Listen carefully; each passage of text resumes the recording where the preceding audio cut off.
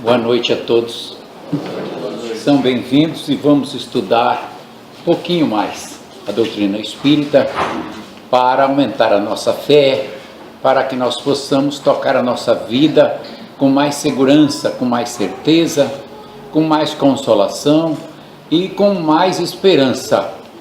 A vida é difícil e se não fosse difícil, nós não aprenderíamos. Não sairíamos daqui vitoriosos quando nos dedicamos a vencê-la com humildade, com trabalho e com fé. Estamos todos nós, espíritos que somos encarnados temporariamente neste corpo carnal. Nós somos espíritos.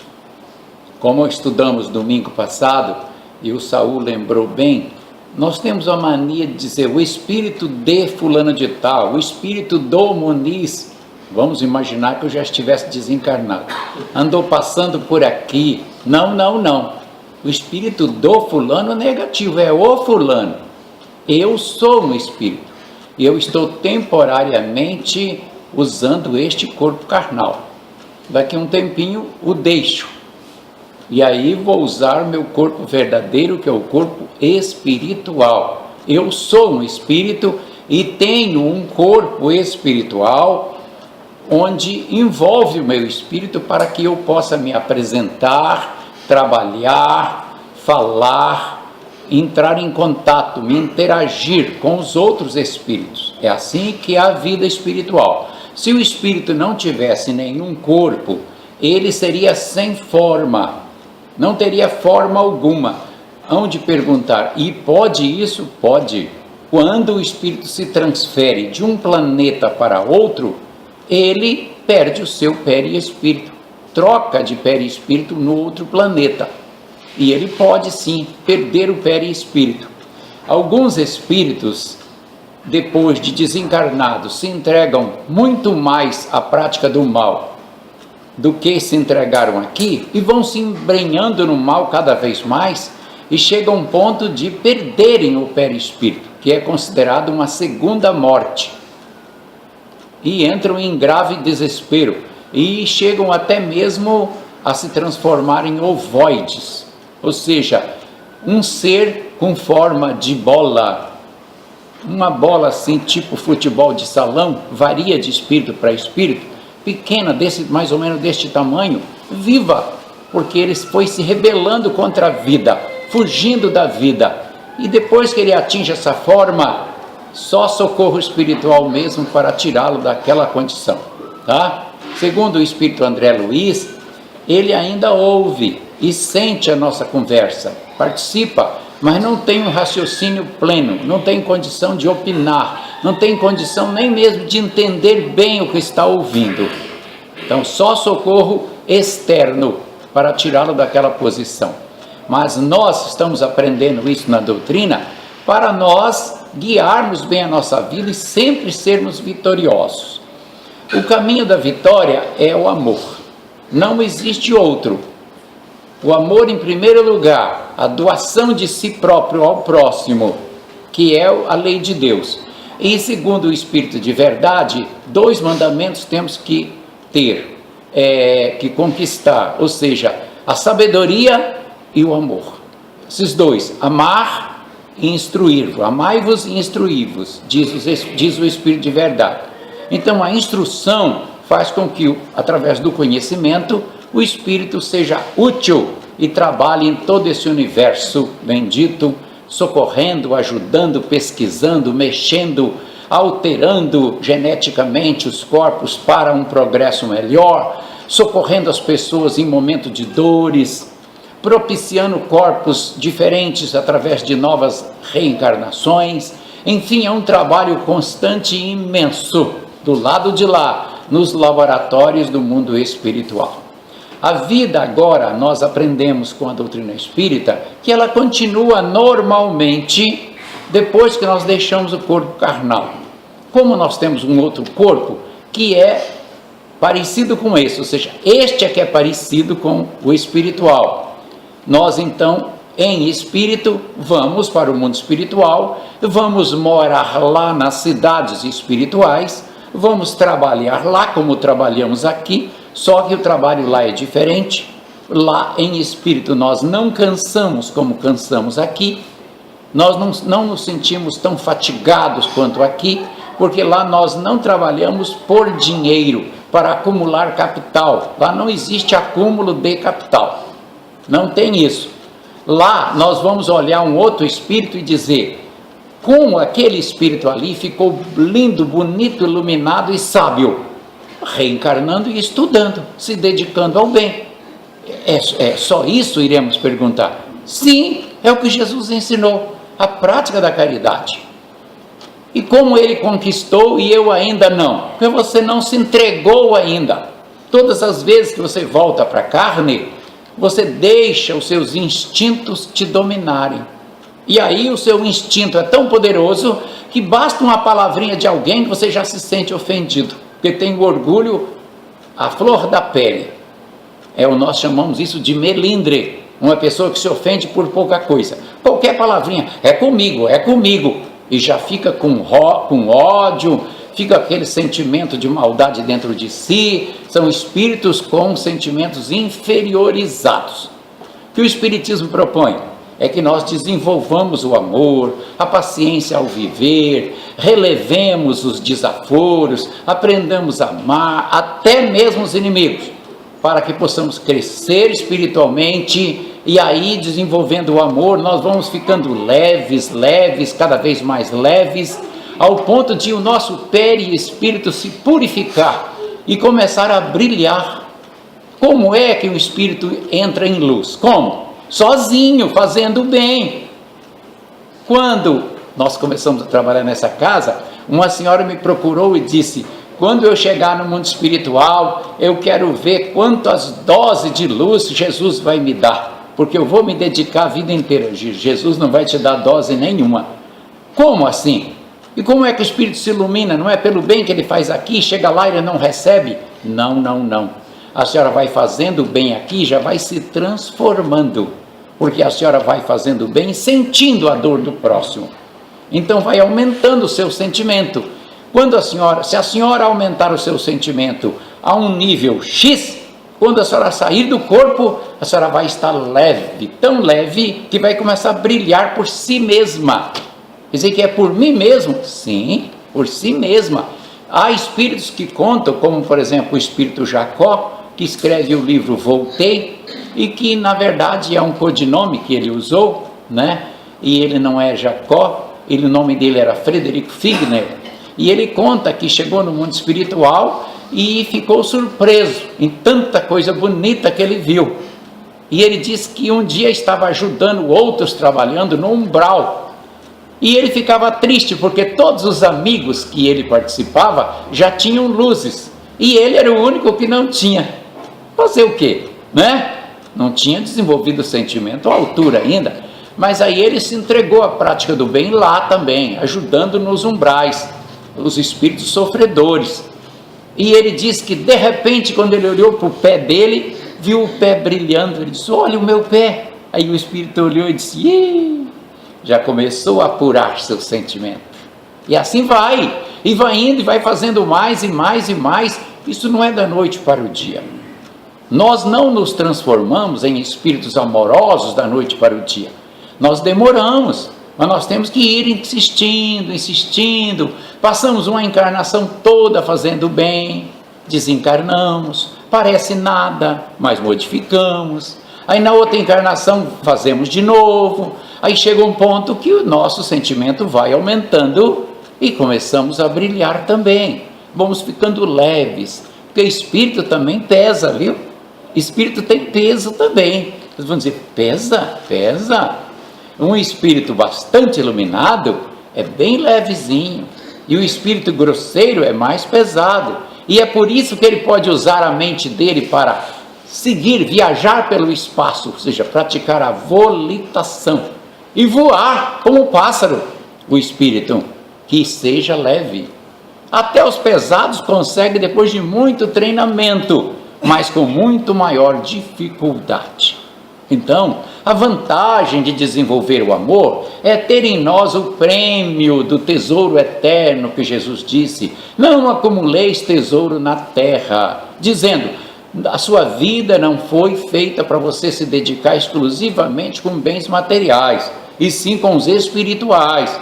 Os bens materiais são necessários, é preciso ganhar dinheiro, sim, é preciso ter o sustento da vida, mas não concentre a sua vida só nisso.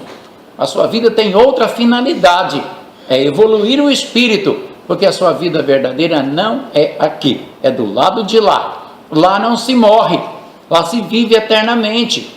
Há espíritos lá que estão há milênios sem reencarnar, porque não precisa mais. Você vai dizer, e a vida é boa? Diz eles que gozam dos esplendores celestes, vivem uma vida maravilhosa. E nós estamos em busca dessa vida maravilhosa, ou seja, nos esforçando para desenvolver o amor em nossos corações. Aqui veio se tratar certa vez um homem, e ele trouxe 2 filhas que tinham problemas. As filhas com problemas graves, e ele aproveitou na época, o Dr. Adolfo Fritz incorporava na médium e realizava curas, e ele procurou o Dr. Fritz e disse que tinha um problema no ouvido, não conseguia ouvir de um lado. E o doutor começou a atendê-lo, e ele começou a participar das sessões, sempre perguntando, sempre estudando.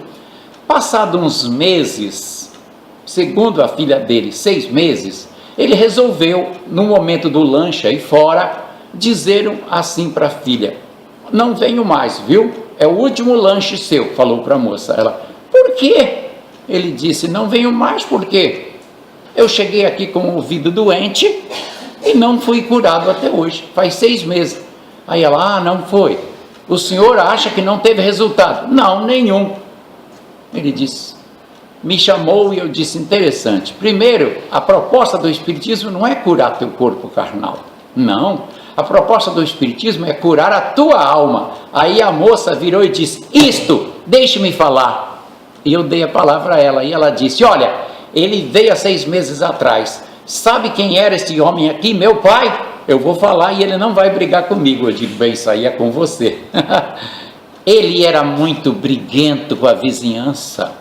Todos os dias ia brigar com a oficina próximo da nossa casa, com um rapaz que ligava um som que não era alto, era relativamente baixo até, mas ele ia lá brigar. Brigava com a vizinha do lado esquerdo porque estava varrendo a calçada e às vezes ele achava que ela varria poeira para nossa. Nada, a vizinha estava varrendo normalmente. Ele brigava com a mamãe todos os dias por nada. O meu irmão foi estudar no Rio de Janeiro com permissão dele e de repente ele se aborreceu com o meu irmão e disse: não vou mandar mais dinheiro para você. E não mandou. O meu irmão teve que arrumar emprego no Rio e não conseguiu boas condições de continuar o curso superior sozinho, e ele negava tudo. Enfim, o papai era o maior encrenqueiro do mundo. Eu trouxe ele para cá porque eu estava mal e hoje estou boa. Agora eu vou dizer o que ocorreu na vida dele. Hoje ele é um homem cheio de paciência. Hoje ele manda dinheiro para o filho dele, que é meu irmão, que está no Rio de Janeiro, já concluindo o curso.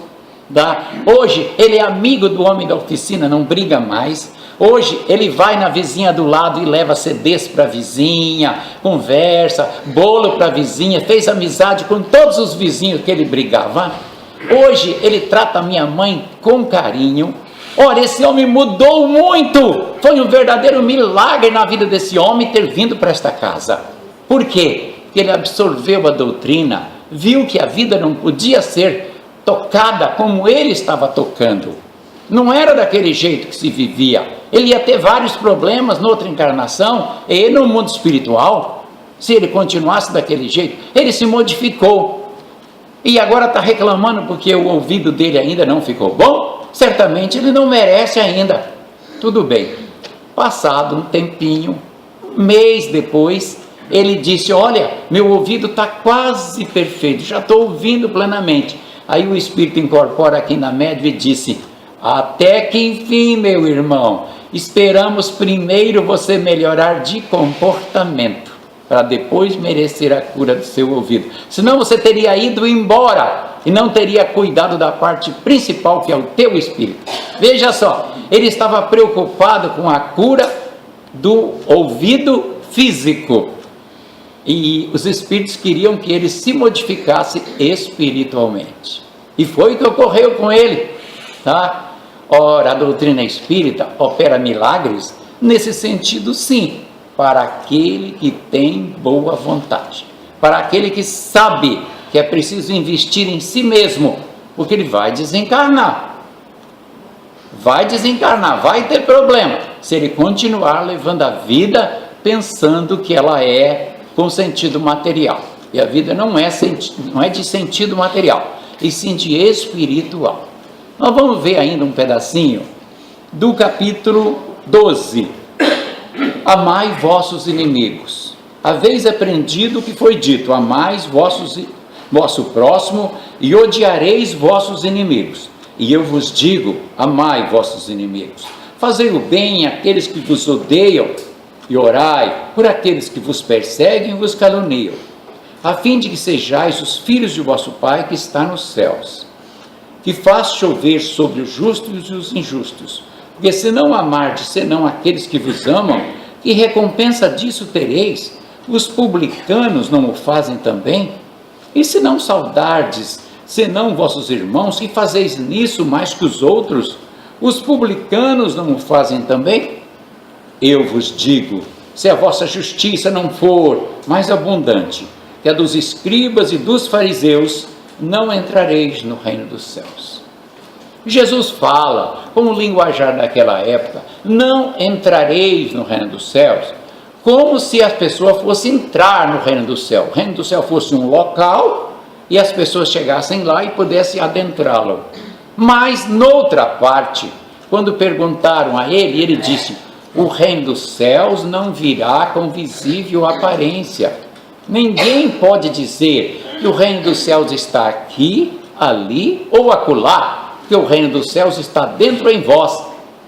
E agora vem a doutrina espírita dizendo o seguinte: o reino do céu se constrói dentro de cada um de nós.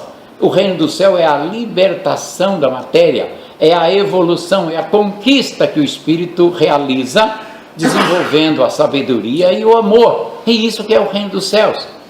E ele diz aqui: haveis aprendido, amareis vosso próximo e odiareis os inimigos. Mas eu vos digo, amai vossos inimigos. É que na época de Moisés, o povo era muito mais estúpido e imperava a lei da violência, a lei da força. Não havia outra solução. Então era normal que eles odiassem. Mas chegou Jesus e mostra que o homem tem outra finalidade. Quando Jesus veio, ele abriu um novo campo de aprendizado espiritual. Mostrou que o homem tem que visar a vida espiritual e não a vida material. E visando a vida espiritual, ele tem que elevar-se, progredir. Ele está sujeito a uma lei do progresso. Não há como sustar essa lei. Não há. Essa lei exige de nós a melhoria, dia a dia. Então o nosso espírito tem que progredir, senão ele se sente mal. Para se sentir feliz, tem que amar, desenvolver o amor.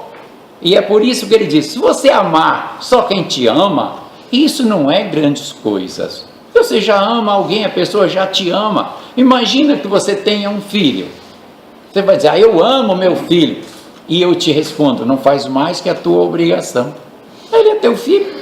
Eu amo meu pai. Grandes coisas, faz mais que a tua obrigação. O bandido lá da penitenciária também diz que ama o pai dele e o filho dele.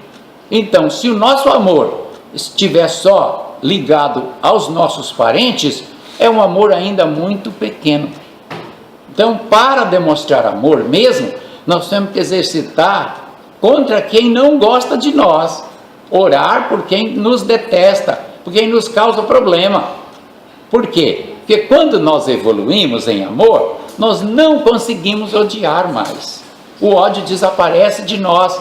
O ódio é um sentimento que Deus não criou.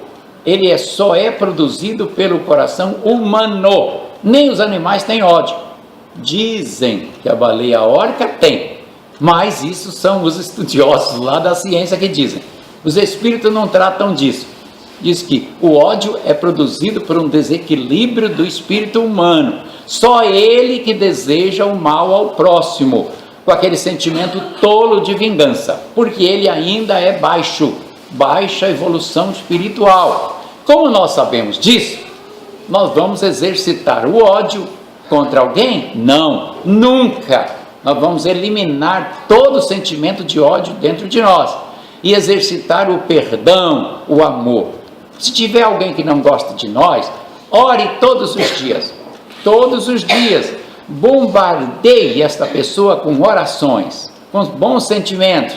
Chega um ponto que ela vai se sentir envolvida em fluidos bondosos e vai também orar por você. Vai deixar de ter ódio contra você, porque ela recebe sim um magnetismo da oração. E os espíritos adiantados, atendendo nossa oração, vão ao encontro daquela pessoa. Se ela estiver de noite, normalmente dormindo, o que os espíritos fazem? Aproveitam a saída dela do corpo e orientam ela, levam ela para reuniões espíritas, mostram o desatino que é ter ódio no coração, e a pessoa acaba se modificando. Então, oremos pelos nossos inimigos, disse Jesus. Nós não estamos mais em época de vingança.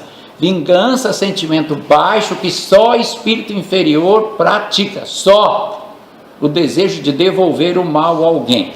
Por isso ele disse, se alguém te fizer andar 1000 passos, ande 2000, quer dizer, seja tolerante, saiba viver, evite inimizades, senão no futuro você vai ter que se acertar com essa pessoa.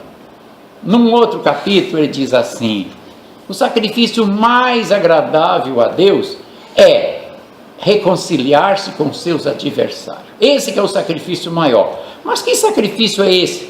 É o sacrifício do orgulho, para nós baixarmos o orgulho e ir pedir perdão à pessoa que nós inimizamos, que nós transformamos em inimigos. Pedir perdão. Olha, eu te prejudiquei, me perdoe, eu vou corrigir, eu quero voltar a ser seu amigo. Porque você tem que transformar as pessoas em seus amigos, não em inimigos. Senão não sairás da prisão enquanto não pagares o último centavo, disse Jesus. Agora, com a doutrina espírita, nós aprendemos que a prisão é aqui mesmo, na carne. Não sairás da prisão. Noutra encarnação, nós viemos para cá, preparamos um casamento e de repente temos a ideia de ter um filho. Pedimos um menino, ai como eu quero ter um menino, não é mesmo? E nasce aquele menino. Colocamos o bichinho no colo, damos carinho, meu Deus, que alegria! Mas se olhasse bem, iria descobrir, eis aqui o meu inimigo nos meus braços, a quem eu prejudiquei tanto noutra encarnação. É aquele menino, como foi meu inimigo, vai crescendo, parece legal, mas quando ele já pega assim uns 5, 6, 7 anos, ele começa a dizer para a mãe, mãe, eu não gosto do papai. O quê? Seu pai faz tudo por você. Mas eu não gosto muito dele. Aí você diz, você vai ter que gostar, porque ele é teu pai e você veio para amá-lo, e ele te ama também. Não deixe a criança desenvolver esse sentimento baixo, porque são inimigos mesmo. Desde cedo ele já sente que é inimigo, então tem que eliminar isso, ensinando a criança a perdoar e o pai também aprendendo a perdoar. Senão, noutra encarnação teremos graves problemas de novo. Certa vez aqui, estava bem aqui sentado, nós estávamos fazendo a sessão aqui, com o médium incorporado aqui, nós não tínhamos terminado a sala lá atrás. Aí incorporou um espírito, tinha vindo a esta casa um homem se tratar, e ele sentia uma dor intensa nas costas, como se fosse um corte. Encaminhei ele para o Dr. Fritz. O Dr. Fritz, atendendo através da médium, socorreu ele e disse para mim, leve ele para a sessão de desobsessão, ele só vai ficar bom lá. Tudo bem. A sessão estava se desenrolando aqui e o cidadão sentado aqui. De repente, a médium do lado incorporou e começou a xingar ele. E eu fui doutrinar o espírito. E aí o Dr. Fritz pediu para o meu garoto que estava aqui me chamar, chame seu pai aí. Aí ele chamou, eu fui com o Dr. Fritz e disse, que houve? Ele, sabe esse espírito que você está conversando com ele? Sim, sim, sim. Ele foi o pai desse que está se tratando, o famoso Chapeuzinho. O homem que estava se tratando, ele vinha a esta casa, e é claro, não se pode entrar numa casa assim de chapéu, é falta de educação. Eu aprendi isso desde cedo, aqui no Pará, que eu tenho visto isso. As pessoas vão para reuniões de chapéu, um verdadeiro absurdo. Tá? Aí ele vinha com o chapéu, mas ele era educado e tirava o chapéu e botava o chapéu no peito, segurava o chapéuzinho dele aqui. Nós até começamos a chamá-lo carinhosamente de o Chapeuzinho, né? Aí o Chapeuzinho estava aqui na frente segurando seu chapéu e o espírito do lado do médium xingando. Aí o Dr. Fritz me chamou e disse, olha, eu vou te dar uma informação para ajudar. Esse espírito que está xingando ele foi o pai dele, é o próprio pai dele que está desencarnado perseguindo ele. Eu disse, o pai? Sim. Pensei, como um pai pode vir perseguir o filho? Aí eu fui doutrinar o espírito direitinho com esta informação, e o espírito disse para mim que esta peste aí me prejudicou muito na outra encarnação, roubou tudo o que é meu, roubou até mulher e filhos, isso não vale nada. E bravo, eu digo, mas você não foi pai dele nesta encarnação? Fui, essa peste, bravo, eu aqui estou metendo um canivete nas costas dele, por isso que ele sente dores. Olha só. E o espírito foi pego pelo médium, ou seja, puxado através do médium, não tinha como sair, por isso ele estava bravo falando. Aí eu argumentei, mostrei a situação dele, e no final eu disse para o espírito assim, bem, meu irmão, já que você insiste, você foi inimigo em sua encarnação anterior, nessa você teve ele como filho, o amor de vocês foi pouco, porque não chegou a superar o ódio que vocês tinham, né, que você tinha por ele, mas eu vou te dar uma outra notícia. Ele, qual? Se você continuar perseguindo ele, logo, logo, você será o pai dele de novo, ou filho dele. Ele, não quero mais. Digo, pois será, porque você, enquanto não dissolver o ódio que existe entre vocês, vocês vão ter que ficar reencarnando junto. E se não der certo, sabe o que vai acontecer? Ele, o quê? Você vai nascer gêmeo, univitelínico, grudadinho um no outro. Vai passar 9 meses na barriga da sua futura mamãe, um olhando para a cara do outro. Aí ele, Deus me livre, então eu vou sair de perto dele. E saiu. Ó, não é negócio odiar. Não foi um bom argumento? Foi, não é argumento, apenas lembrei o que ocorre. Muitas pessoas sofrem assim e não sabem por quê. É porque odiaram, gostam de odiar. Qualquer coisa estão cheias de ódio. E a recomendação dos espíritos é, não odeie, abra o seu coração, perdoe, confie na justiça divina, não haja com esses sentimentos baixos, tá? Confie em Deus. A doutrina espírita tem sido confundida por algumas pessoas com a atitude de certos médiuns ou certos trabalhadores espíritas. A nossa recomendação é que não confundam a atitude de certos trabalhadores com a doutrina. A doutrina espírita é uma doutrina, é enviada à Terra por Jesus, codificada por Allan Kardec, ela ensina a filosofia de vida, filosofia eterna, imutável. Não é filosofia de homens, é da própria natureza.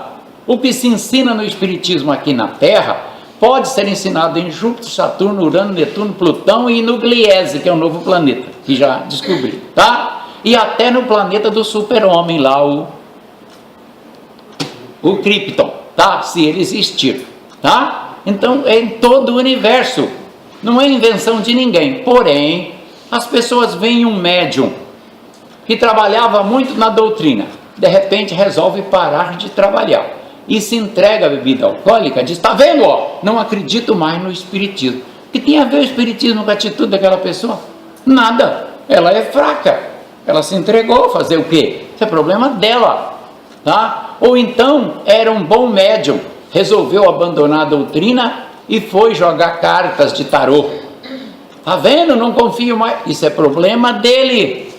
Há um casal, bem um casal não, é especificamente uma médium famosa em São Paulo, que eu não vou citar o nome, que ela deixou de ser espírita e passou a trabalhar com livros, vendendo os próprios livros, dizendo ela que não é mais espírita. Bem, isso é uma decisão dela, problema dela, não é o espiritismo. O espiritismo não é isso, o espiritismo é a doutrina. Ninguém mexe na doutrina porque um tem comportamento desta ou daquela maneira, tá? Portanto, não confundam. Se me virem por aí tomando uma cachaça e arrumando 3 gatinhas bonitinhas, não saiam dizendo que o espiritismo não presta. Não, é porque eu resolvi fazer isso, problema meu. Eu que vou carregar a minha cruz, entenderam? O espiritismo continua aí.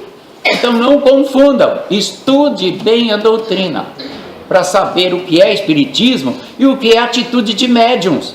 Ah, eu fui num médium para ele ler minhas vidas passadas. O espiritismo não trabalha lendo vidas passadas. E ao contrário, recomenda, não escrafunchem. Lá em Minas Gerais usa muito esse termo. Não escrafunche muito, que você vai encontrar coisa errada. Não sai procurando demais. Não fique procurando vidas passadas. Por que nós não lembramos? Porque não é para ser lembrado. Se nós lembrarmos, poderemos ter graves problemas. Às vezes, os espíritos nos revelam certas situações que podem nos ajudar. Olha, você foi isso, encarnação tal, para ver se acalma a pessoa, revela para ela um pedacinho da vida, né? Mas não trabalhar, ficar descobrindo o que fomos em vidas anteriores, não é trabalho da doutrina. O espiritismo ensina a pessoa a se reformar, a se modificar, a buscar consolo, a ter fé em Deus, a investir na sua transformação moral, na prática constante da caridade, para que tenha sucesso espiritual. E isso que visa o espiritismo, reforma moral da humanidade. E Kardec deixou claro, o que é ser um verdadeiro espírita? É aquela pessoa que luta contra as suas imperfeições morais todos os dias. E todos os dias ela diz, hoje eu espero ter sido melhor do que ontem. Amanhã espero ser melhor do que estou sendo hoje. Isso é que é ser espírita. Tá? E não ficar adivinhando a vida dos outros. Fulano, médio disse que fulano ia ser curado e não foi. Isso não é coisa de espírita. Ficar adivinhando o futuro. O espiritismo não trabalha com o futuro. Alguns médiums veem futuro por premonições, como eu já vi algumas vezes, já me deu esses lances e eu vi, mas foi para avisar um acidente que ia acontecer, um assaltante que ia chegar aqui mesmo na porta dessa casa. Eu vi e disse para o meu filho, ó, faz 3 dias que eu vi um cidadão tentando arrombar esta porta, e hoje já são 3 dias, então por favor, eu vou sair, você fique de olho. E ele ficou, e quando o cidadão se aproximou, ele, ei, pode ir embora, senão a polícia vai atrás de você. Aí o homem foi embora. Aí disse, e como é que o homem veio mesmo? Veio, porque eu vi. Então, mas isso é esporádico. Agora tem médium que vê mesmo, concentra e vê, mas isso não é bem o espiritismo. Isso é da mediunidade daquela pessoa, é a mediunidade. A mediunidade pode ser utilizada para edificar e pode ser utilizada para fins tolos, fins desonestos também, para iludir as pessoas. Quando nós vamos a uma pessoa que ela joga cartas, no geral não é a carta que diz nada. No geral é a pessoa que é uma vidente ou tem percepções, tá? É uma sensitiva ou um sensitivo, e ele capta da aura da pessoa e diz, e aí a pessoa pensa que viu na carta, nem o vidente sabe que ele captou, tá? Então isso não é doutrina espírita, isso é com consequências do uso da mediunidade. Bem, meus irmãos,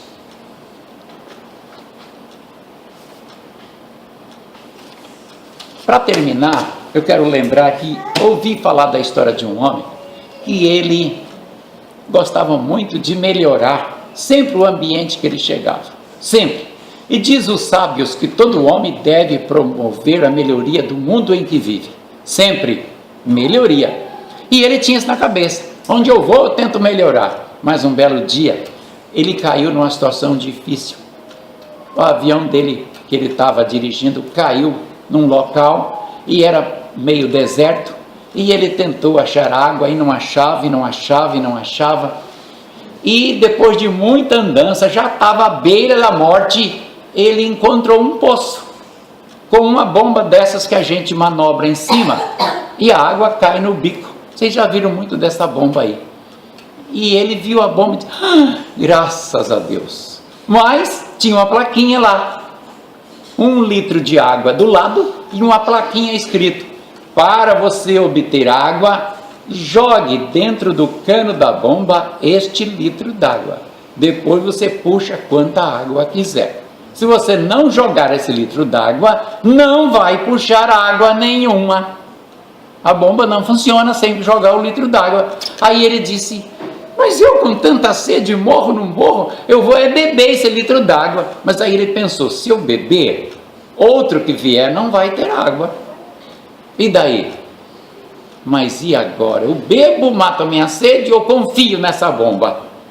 E ficou pensando com aquele receio. De repente ele esquece de uma coisa, eu vou confiar. E jogou o litro d'água. Depois de muito meditar e orar, criou coragem e jogou o litro d'água. E manobrou a bomba e saiu água. Aí ele botou o balde lá, colheu água, tomou à vontade, agradeceu a Deus, agradeceu quem fez o poço, agradeceu quem botou a bomba ali e seguiu andando. Mas ele tinha andado já uns passos e disse, epa, espera um pouquinho, eu posso melhorar isso. Como? Simples, voltou lá, tirou do bolso a caneta e escreveu. Encheu de volta o litro, deixou o litro cheio, antes de seguir viagem, para outro viajante que viesse também ler a plaquinha e obter água. Ele escreveu, pode confiar, quando você chegar sedento aqui, pode confiar, jogue esse litro d'água que a bomba funciona. Arrumou um jeito de dar mais força para quem chegasse depois dele. E assim ele andava sempre promovendo a melhoria do ambiente onde ele passava. E nós devemos fazer a mesma coisa. Onde nós chegarmos, procuremos melhorar, se possível, piorar nunca. E acreditar em Deus, orar. Deus é uma inteligência que comanda o universo. E o pensamento de Deus irradia em todas as células, em todos os átomos, em todos os seres. Mas para que nós captemos os eflúvios do pensamento divino, é preciso sintonizar com ele. E para sintonizar é oração, pensar no bem, fazer o bem. Uma pessoa que não ore, que não faça o bem, que pense em ódio, ela está dessintonizada, está fora de sintonia com Deus. Portanto, não reclame que a vida está ruim, difícil, com desengano, com tristeza, sem consolação. Liguemos a Deus, amemos o próximo, perdoemos 70 vezes 7. Muito obrigado.